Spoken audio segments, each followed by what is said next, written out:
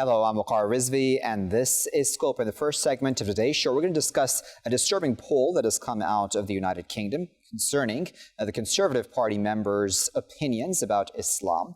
47% of Tory members, that is, believe that Islam is, quote-unquote, a threat to the British way of life. Now, 57%, also report negative attitude towards Muslims, and 58% think it is true that there are no-go areas, as you well know the conspiracy theorists talk about, within the UK where Sharia law, quote-unquote, dominates and non-Muslims cannot enter those areas. They also then, a majority, 56%, have a problem with multiculturalism, saying that that has in fact had a negative effect on British culture. All of this, of course, in the context also of a prime minister right now, the likes of Boris Johnson, who has in the past spoken about niqabs, for example, in derogatory terms, saying that they're like letterboxes, etc. He has had other, of course, statements along those lines as well. So is this really that surprising? Also, and I should add this as context, there have been concerns about Islamophobia within Tories for a while now, but any inquiries have been A, downplayed, and B, generalized to include other forms of racism, which certainly, of course, are important to discuss also, but why not also just address the issue of Islamophobia very directly and head on? Why not admit that it's a problem and then deal with that problem altogether? Let's discuss all of that a bit further. We're now joined by Dr. Amina Yaqin, who is a reader in Urdu and post-colonial studies. She's also the chair of the Decolonizing Working Group and chair of the Center for the Study of Pakistan at SOAS, the University of London. She's joining us now from London itself. Joining us from Birmingham is Dr. Stephen Howard-Jones, who is lecturer at the Department of Theology and Religion at the University of Birmingham. Stephen and Amina, thank you both for your time today.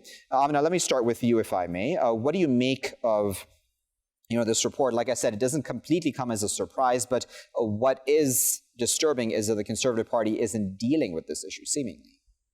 Thank you for having me on the show, Waqar. I think it's a deeply disturbing report, and it confirms what has been raised several times within the Conservative Party itself by a prominent Conservative Party member and Baroness Saeed Awasi, who has asked for this, as well as other members such as Sajid Javed, to say we need to interrogate the Islamophobia within the party. And this, as you mentioned in your brief summary right now, has been closed down every time, especially just around the last general election, that this particular question was closed down every time it came up. And the report makes for disturbing reading in terms of how it reiterates prejudice and racism that is attached to Islamophobic contexts. And it's the statistics are something that we need to think about, because this is about something that the three things that speak very loudly to me out of this are issues of sectarianism, issues of populism, issues of sensationalist media market that are embedded in those responses that have been recorded in the Hope Not Hate survey. Right. And I think those are the things that we need to really talk about, because these attitudes, they're not emerging in a vacuum. They are connected to a broader debate about hate within the UK. And this is, I think, also connected to an earlier report that the government did in 2018 to 19 about hate crime in England and Wales that made quite worrying reading as well. And in that report, what we found was, if you broke down the figures, that in the religiously aggravated crime, Muslims were by far the largest group that were targeted for hate crime, with 47% incidence. So I think we have to make some connections here with what has been identified in this alarming report, and what the government, why the Conservative Party continues to resist an inquiry into Islamophobia. And because we have to really accept that the Muslim community, a hugely diverse community made up of a variety of membership. And this is a practice that is also excluding the party members within the party. So what exactly is going on with regards to this closure, and why? Because going back to Saeed Awasi, she said Islamophobia has the dinner table test of respectability. And she wrote her book, The Enemy Within, and it seems to absolutely reinforce that sort of conclusion. Indeed. So if I may come in, Stephen, I want to ask you about the issue of timing on all this, right? Because it's not like Muslims are new in the UK, right? Muslims have been there for many, many generations, right? So why now? Why are we seeing this sort of Islamophobia rising now, if it in fact is? Or do you think it's just that now we're finally having these polls showing this sort of thing, proving what may have been around for a while? I think it's probably the case that the kind of prejudices we're seeing here have existed in the UK for a long period of time now, certainly for the last 15 to 20 years, I would imagine. There is no sort of consistent way of tracking polls, but anything that's come out over that period of time has shown that not just within the Conservative Party, but within British society at large, there are a significant proportion of the population that has negative views of Muslims in the UK. I mean, it's very difficult to compare surveys with other surveys that ask different questions, but when the general British public are asked about whether they have a favourable or unfavourable view of Muslims, around 30 to 35% of the population at large says it has at least a somewhat unfavourable view. So we're not just talking about something that's specific to the Tory party membership here. We're talking about something that's much more widely felt within society at large. And that is really gets to the crux of the issue, because it's a question of not just why is the situation so bad within the Tory membership. It's also a question about why is there no real public sanction for this kind of issue? Why is there not been much by way in the UK media, at least, of a public outcry about these alarming statistics? Because we're not talking about just kind of casual mistakes that people are making. These are kind of embedded conspiracy theories. If you're saying that 58% of the party membership believe that there are no-go zones governed by Sharia law in the UK, that's a complete falsehood. It's demonstrably false. It's something that you cannot just say is a mistake that people make. It's a deeply embedded prejudice. So it's something that's been going for a long time. I think as far as the timing goes, I think it's partly to do with the way that party politics have played out. It's partly to do with the election of Boris Johnson as Prime Minister, but it's also partly to do with the fact that the Muslim lobbying organisations, the Muslim Council of Britain, have quite effectively brought this issue to light amongst the Conservative Party membership and amongst Conservative politicians. And it goes right up to the very top, as you mentioned in your intro, to Boris Johnson and to his predecessors as well. Amina, I wonder where your thoughts are on the fact that, we're going through this pandemic still, right? I mean, the wave is still very much hitting the UK right now, as is globally also the second wave, or the first wave, arguably. Nevertheless, a lot of Muslim NHS workers, very visibly Muslim NHS workers, have been part of the fight against this pandemic and this virus, right? So, and that's been spoken of, not of course just Muslims. I mean, all other minorities in the UK as well have been part of course, of this NHS fight against the virus. So you would think that at this time, and of course, this poll I'm not saying was carried out just right now immediately, but nevertheless, you would think that over this time that those attitudes towards Muslims and other minorities would have in fact been going the opposite way, right? Even within Tories, because even the likes of Boris Johnson, I would think, would now admit, considering he has also been through the coronavirus, that he would realize that minorities, Muslims, play a vital role even just within the NHS system. I think that's a really important question for these times. And I think it really goes to the heart of the question of immigration and multiculturalism that are embedded in this, both this survey and in what you've asked me about the relationship of the state to minorities. So there is a relationship that benefits from the work of the minorities that feed the system within the UK, like the public service system, such as the NHS. And you have evidence, certainly in this period, of the frontline workers that are Muslims and a variety of ethnicities that are contributing to upholding this particular this really important public health service that holds Britain together in time, has held Britain together, goes back to historic post-Second World War society, and the heart of what made Britain a very attractive place for a lot of immigrants, despite Britain's colonial relationships with the same people. But now, at this time, it becomes a service that the government is not willing to. There's a very hard line approach. Yeah. So I think it's certainly helps to reinforce an Islamophobia through what actually Deepa Kumar has talked about in her book as something that is promoted by elites at particular moments for political reasons. So I think you have all the good stories about Muslims in the press, but they will not overtake the bad stories or the negative stories. I apologize for interrupting. I do sincerely. The clock is quickly getting the best of us. So I just wanted to give the final word, with your permission, to Stephen before I let both of you go. Stephen, on that point of, the positive contributions of any minority, and in this case, we're talking, of course, about Muslims to UK society, be it through the NHS or other such vital contributions. How important is it to highlight that further, as Amina there also pointed out?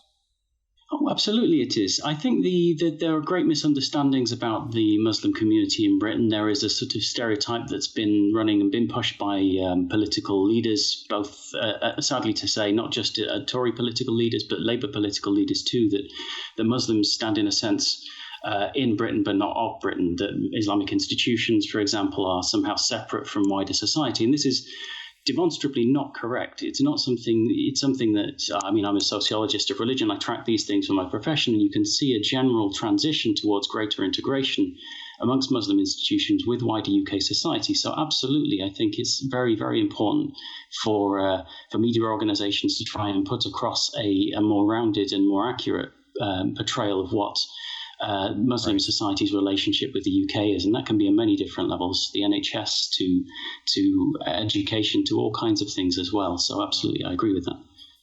Very well. We'll have to leave final word, but we do sincerely appreciate both Stephen and Amina for their time today, especially taking their time out from their busy schedules to just share their expertise with us on this issue, because, it's important, isn't it, as I said, that Muslims have been around for generations in the UK. So it's not like they're newly part of that society. They've been around, they've been contributing members, they're frontline workers, as Amina there also mentioned, in the NHS, and that has been highlighted, especially during this pandemic, the vital role that Muslims have played, as well as, of course, other minorities certainly also. But if the Conservative Party, the Tories, are not even willing to admit that there is a problem within their ranks when it comes to such forms of hatred and prejudice, then what hope is there for them to be able to deal with it to begin with? And why are they so against admitting this and dealing with this outright? I mean, what's holding them back?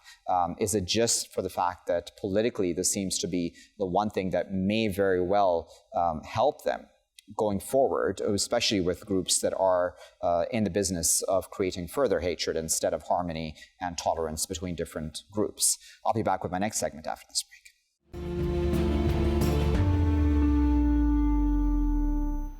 Welcome back, viewers. You're still here in Scope with me, Waqar Rizvi. In this segment, we're going to discuss the United States and Iraq, as well as their relations vis-a-vis, of course, Iran. Also, we've had that assassination of Qasem Soleimani on Iraqi soil carried out by the Americans, and we had the Iranian retaliation again on Iraqi soil. That story seems to now be continuing, where we've had rocket attacks on the U.S. embassy. That's within the Green Zone, as you all well know, within Baghdad. The United States now telling the Iraqis that they are preparing to evacuate their diplomats from Baghdad, possibly even to completely close down the embassy. Is this all a preparation for a possible war on Iran, as many on the more pessimistic side are saying this may possibly be a sign of? And would Donald Trump really want to go to war with Iran just a number of weeks ahead of the November elections this year?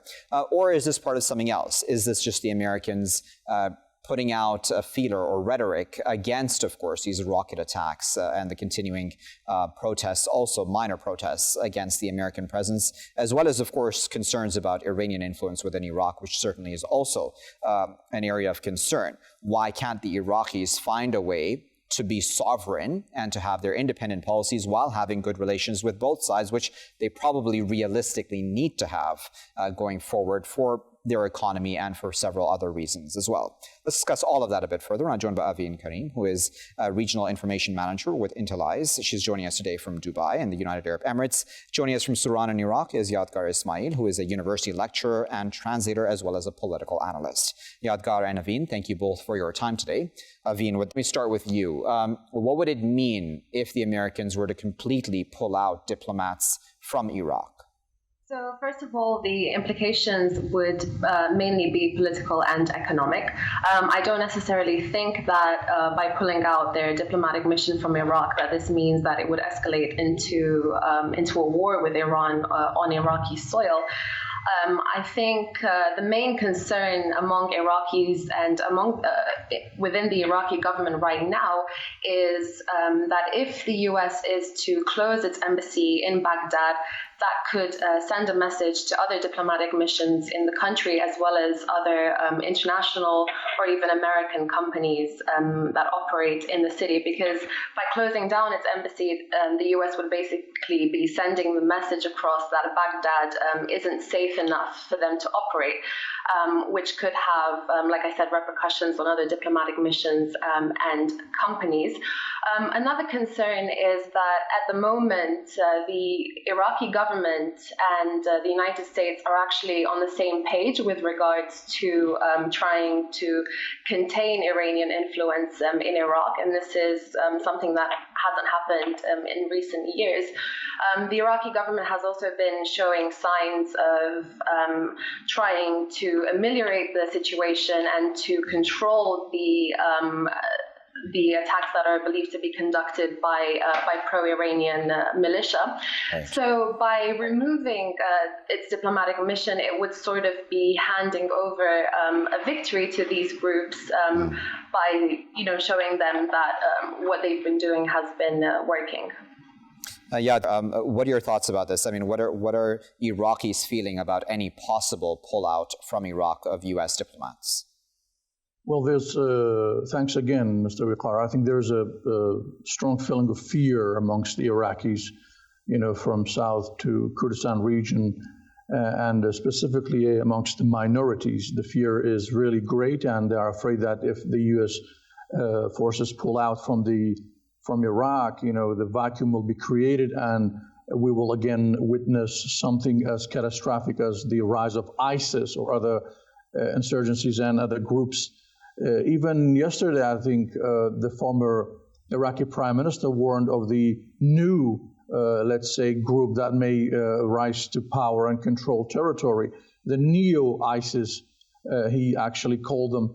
So the fear is really strong. And then there's also dispute amongst the politicians and even the parties, and whether or not this is the right decision or the right moment for America to pull out. There is desire, at least amongst the Shiite parties, for the American withdrawal, from the very beginning of let's say 2005. But then we saw that what happened in 2007, and then in 2011 and 2014.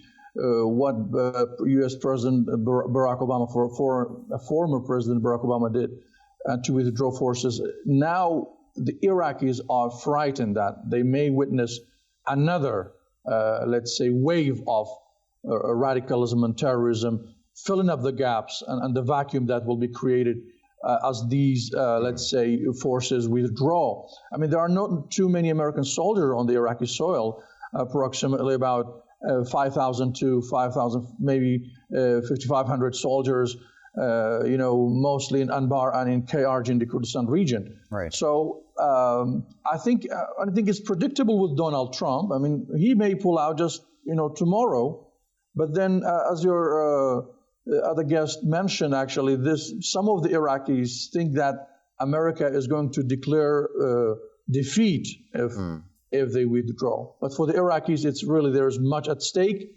specifically for the minorities. Let's not forget that. I mean, most of those who suffered under the oppression or the rise of ISIS were the minorities, the Yazidis, the Shabaks and the Christians and other components of Iraq.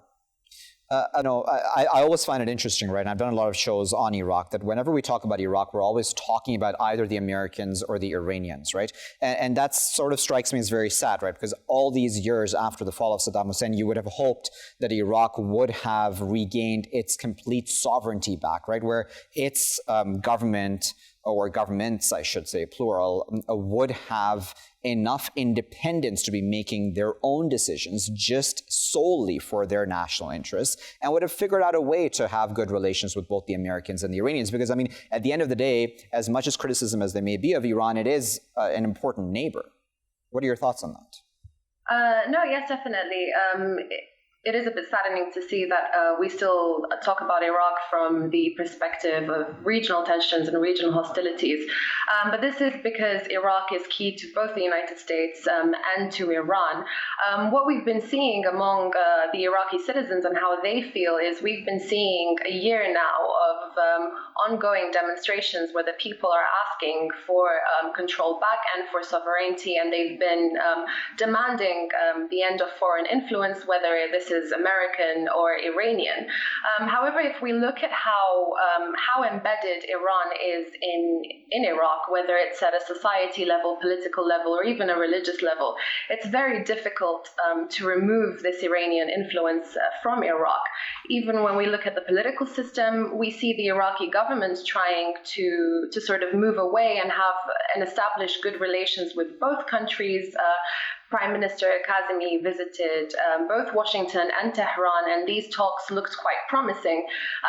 But if we look at the wider context, the Iraqi parliament is made up of majority pro-Iranian political parties.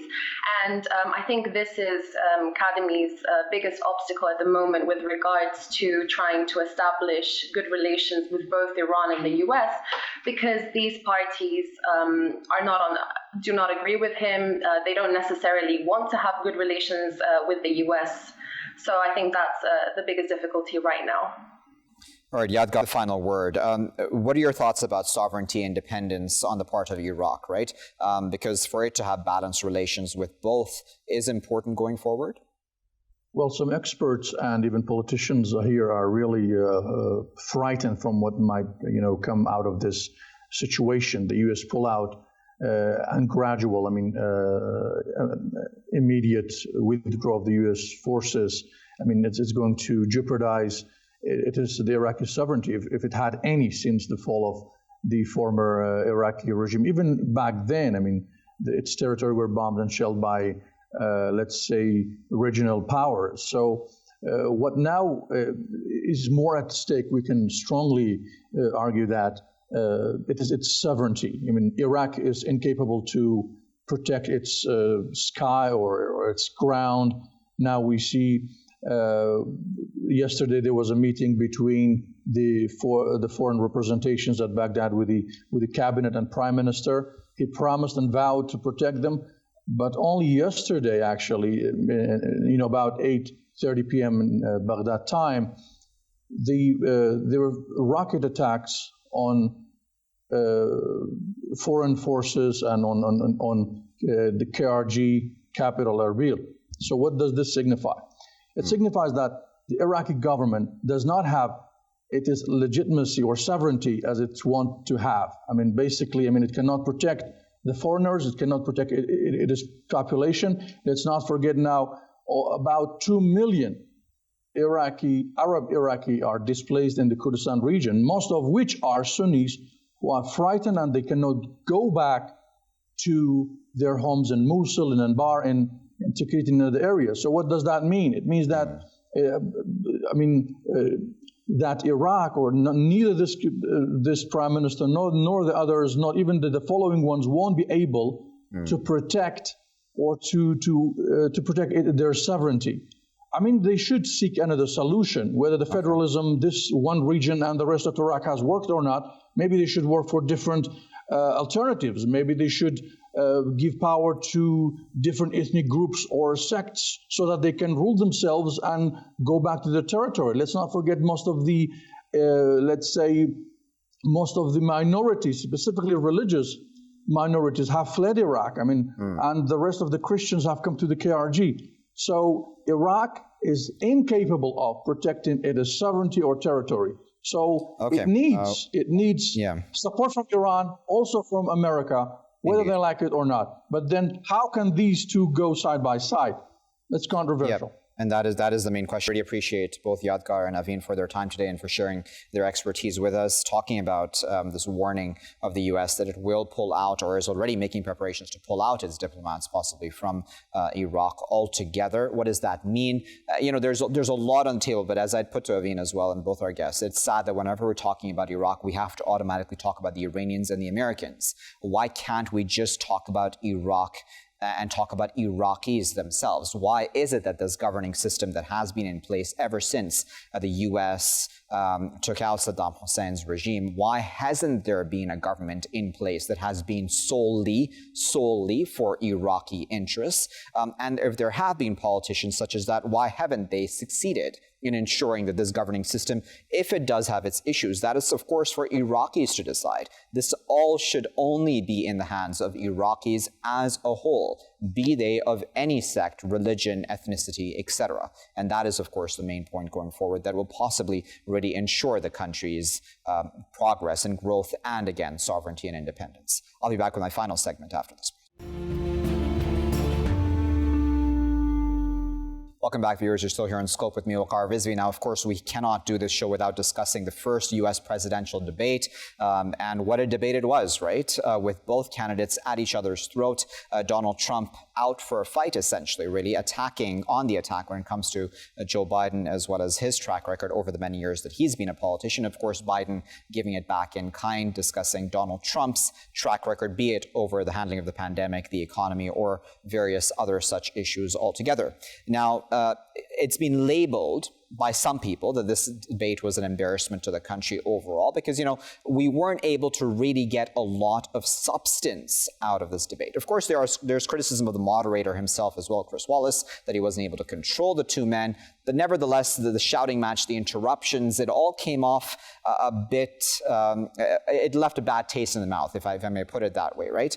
And, they've made false claims about each other's track records. There was fact checkers online busily working, of course, as this debate was going on. And you can check out the many websites online with those fact checks and, talking about mail-in balloting, Donald Trump's concerns about that, the false claims that he has made about that, a coronavirus, false claims made about that, country's track record, be it about the economy, et cetera, et cetera. And, of course, one of the major issues that also came out is Trump's lack of condemnation of white supremacists, as perceived, of course, by everyone who was watching.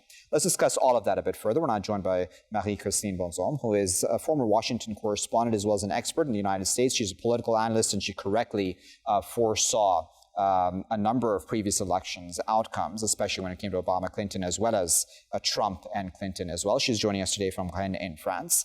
Joining us from Gaithersburg, Maryland, is John K. White, who's a professor of politics at the Catholic University of America. John and Marie, thank you both for your time today. Marie, let me start with you, if I may. What was your opinion about how the debate played out, especially sitting outside the U.S.? What do you think would be the international view on how this debate came to be? Well, first, Waqar, thank you very much for welcoming me into your show. Well, I've lived in the U.S. for a very long time, 26 years total up until 2018, back in France right now. Covered most of the elections between 89 and 2016, as you said. This particular debate we saw the other night was certainly the most distressing, the most saddening to see coming from the U.S. The U.S. democracy, and certainly didn't give a good image of U.S. politics overall. As you said, there was no substance, really. Some issues were dealt with very unsubstantially, but it quickly went downhill after about 7 to 8 minutes into insults and allegations on both sides, but certainly President Trump was the most aggressive of the two candidates. I would say basically that what we saw the other night was the culmination of the polarization, the bipartisan polarization that has been going on in the US for many years, well before President Trump and candidate Trump in 2016 came onto the national scene, political scene, because as you know, he was very well known before as a businessman and then as a TV host. But certainly the polarization is such that the issues that the American people want to have dealt with, that the opinions, a variety of opinions, are not being heard.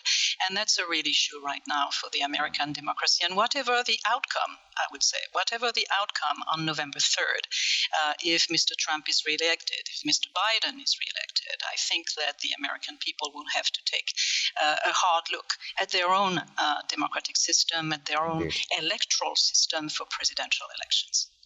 John, what are your thoughts about the debate? You know, again, from the outside in, it just didn't give a very good image of both men. I mean, I know that there are polls out there. I believe it's a CBS poll, if I'm not mistaken, or an NBC poll, which shows or which says that by around 7 percentage point, people felt that Biden did win the debate. But I mean, I feel like that's a win in context of a very distressing, as Marie there said, debate. What are your thoughts on that? It was not only distressing, it was a disgrace. It was a complete disgrace to this country. And has been noted, including in today's American newspapers, that debate went out all over the world. It's not just Americans who saw it, the world saw it. And frankly, to be honest with you, there is one person to blame for the way that debate went, and that is Donald Trump. It is his persona, his psychological makeup, and his inability to listen to an opponent, to accept contrary views. And if you notice, the moderator, Mr. Wallace, had to admonish him many times during the course of the debate. And this is what we read about with Trump. I mean, we have a spate of books out now on the Trump presidency, and those that have left the White House all say the same thing, that what we saw the other night is exactly what they saw on a day-to-day basis. He's simply unfit for the office, and today he is losing, and losing badly. Okay, I wonder what your thoughts are about, the Biden versus Trump dynamics, right? Because Trump very much still has his base, right, which is very loyal to him. And, there was even a poll that was carried out, I believe, right after this debate, which said that it won't really change much in the way of which way people vote, apart from possibly independents. But they're fairly low in number in context of, who really has influence over the election results. What do you put that down to? Because, Donald Trump has been a very different kind of U.S. president from previous U.S. presidents, hasn't he? To say the least, yes. President Trump has been, I would say, an extraordinary president, not necessarily for the good. The independence will be the key to this election, especially, of course, in what are called swing states, Waqar. And as we see right now, independents are breaking for Mr. Biden in this election 34 days before the election. And we should note that voting has already started in the U.S. It started on September 18th in some states of the Federation. So, yes, independent voters will be key, and swing states will be key. All presidential elections in the U.S. are lost or won in those states with names like Wisconsin, Minnesota, Ohio, Pennsylvania, Florida, of course, and some others this year. But certainly TV debates usually do not make a big difference in the election campaign. This one might, although we should recall that in 2012, President Obama, who was running for re-election at the time, versus Mitt Romney for the Republican Party, didn't start very well the series of 3 debates that those two men had. Mr. Obama had a very bad debate in the first debate. He recovered in the last 2 debates, and Mitt Romney, as we know, was not elected, and President Obama went on with a second mandate. So we'll see what happens with this one. Polls have been taken so far. They're not very reliable. Some of them are only polls that have been taken with viewers by the TV stations, a couple of them like Telemundo and some others. There's been a more serious scientific poll that has been taken by CBS and YouGov that shows that Mr. Biden won by a narrower portion than a CNN poll. John, let me go to you with the same question, essentially about the Biden versus Trump dynamics, right? There is a lot of, as you know, John, criticism also of Biden's candidacy, right? As there was of Clinton's candidacy as well, and whether or not these respective candidates really pose a genuine threat to Donald Trump. Because as I put to Marie as well, he does have a very strong support base, doesn't he? He has a strong base, but Biden is a much greater threat to Trump than Hillary Clinton was. There were always issues regarding the Clintons, and there was public dislike of Hillary Clinton for whatever reasons, but there was always a scandal, a story, whatever. What Biden has done very, very well is to tell his story and to drive home a single message from the announcement of his candidacy right to today. So that story is a story of tragedy. It's a story of loss in his family, loss of a wife, loss of 2 children, importance of religion, family values. This is who he is. And this is something that prior Democratic candidates have never really done very well, but it resonates. So when Congressman Clyburn endorsing Biden back in February, his line was, "We know Joe." And then, of course, he added that Joe knows us, that he's like us. The other message that Biden has driven home from the get-go is wanting to restore the soul of America. That is something that he has talked about over and over and over again. Yeah.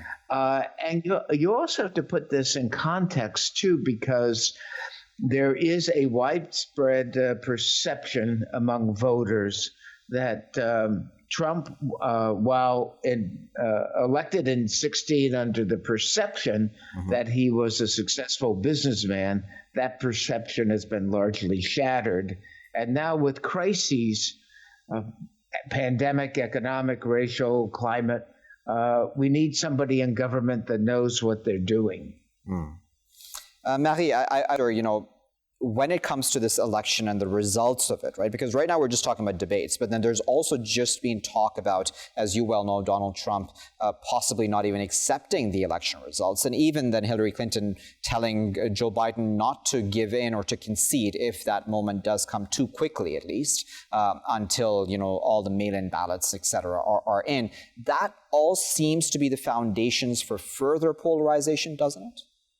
Absolutely. The polarization is going to go on before, during the election, and after the election, if the American people does not decide, sort of make a pause, take a deep breath, and decide to end this terrible duel into which the two main parties, the Democratic Party and the Republican Party, are entangled.